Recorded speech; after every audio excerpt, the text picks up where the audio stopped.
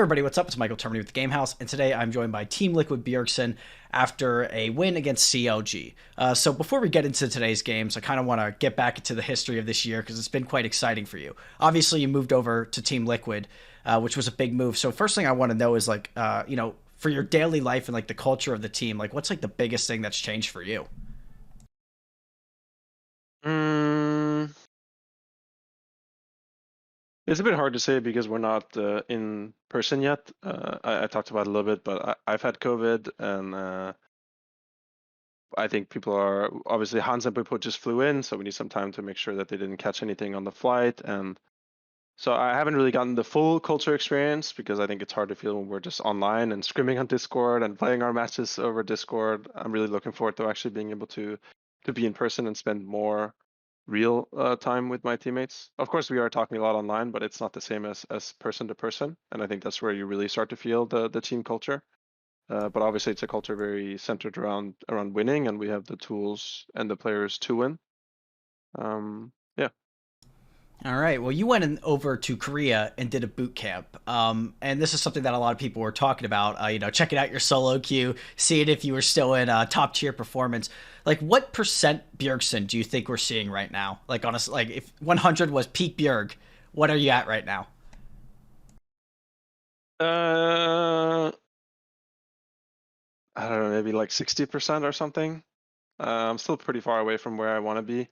The Korean solo queue thing was funny because I went there very specifically to work on specific things, but a lot of people were looking at my solo queue like, oh, he has like this win rate, or like he's doing this, but I was not playing to reach the highest rating that I could. I was working on very specific things, including my laning phase, and I think that my laning phase today was not as good, but I think generally my laning phase has been really good, and I built a really good kind of system for how I want to play laning phase while I was in Korea, and I learned to play a lot of new champions. So I think I really got what I wanted from that boot camp, and now I'm really looking forward to no longer being sick, so I can just grind because I was not able to play League as much as I wanted in these last like 10 days or so. Fair enough. So I want to know, like, because you were obviously a coach last year, does any of that, I guess, come in to play when you're like looking at your own performance? And does it like help you having that experience doing that now? I think it helps, yeah. I think every player has a little bit of ego in them and is a little bit unreasonable sometimes. And I think I'm pretty fast at catching myself when I'm being unreasonable because uh, when I was a coach, that's kind of what you have to work with a lot. And I'm just like, oh, now I'm doing this thing that I didn't like that this player was doing or that this player was Mhm. saying, or I'm making excuses for myself when I really should just be taking responsibility and learning and trying to move on. So. Um, yeah, I think it's really helped me a ton. Has it been difficult for you these like last couple weeks dealing with the potential visa issues with Core JJ obviously swapping in and out and Hansama swapping in and out with Elia and Yeon? Uh, it obviously makes it a little bit more difficult that I'm playing with so many different players, but it's not necessarily a bad thing. Of course, we're not going to be hitting our peak as a team right now when we are splitting time with so many different players and we don't have our five players playing consistently. But I don't want to say too much, but there are pretty good news around the core green card, I think, as I know, and I'm just being patient till he's able to come in and play. Well, I interviewed Gihoto yesterday, and he seemed to imply the same thing, so that's interesting. All right, so let's talk about that EG game yesterday, because obviously that is your one loss so far in lock-in. What do you think went wrong through your perspective that game? Um, I think we weren't really able to execute on our team composition. We needed to be getting early dragons, and we made some early mistakes that didn't allow us to get dragons, and it kind of took away the dragon soul win condition, which is one that we really wanted because the enemy team was outscaling us, and the dragon is the most consistent way of uh, even if you are getting outscaled. Obviously, if you get the soul, you can very well still win. And then we did get a lead. We got Baron. We were playing a lot better than them in the mid game, but we had some pretty crucial team fights that we lost. The one on mid where I died, and the one on the soul where Jan got flanked by Rakan. So I think the way that we played early game and then our team fight setup and execution was our biggest weaknesses. When you're looking at the lock-in tournament overall, what is like your main goal to get out of this? Is it just like, win, or is it like, well, I want to improve on this. I want to be playing against like some top laners, see what I'm doing wrong, and going for the long term, or are you just looking for dominance, or maybe a little bit of both? Well, I'm already scrimming these guys, a lot of the mid laners, right? So, of course, it's better practice.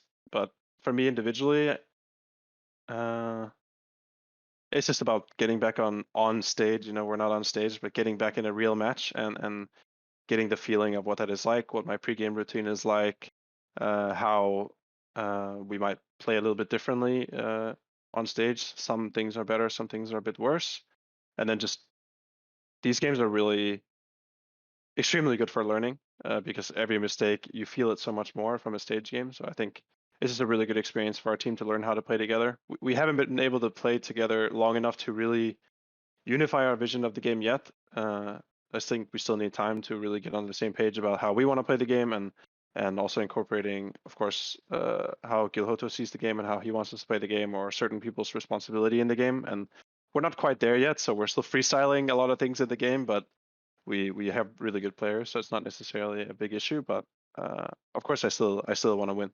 It sucks that we don't have our main roster here, but I think we can still take the tournament. I want to know, how has it been reuniting with Santorin, playing with him again? Reuniting with Santorin has been really nice. We've both changed a lot as people over the last, what is it, 5, 6, 7 years or something.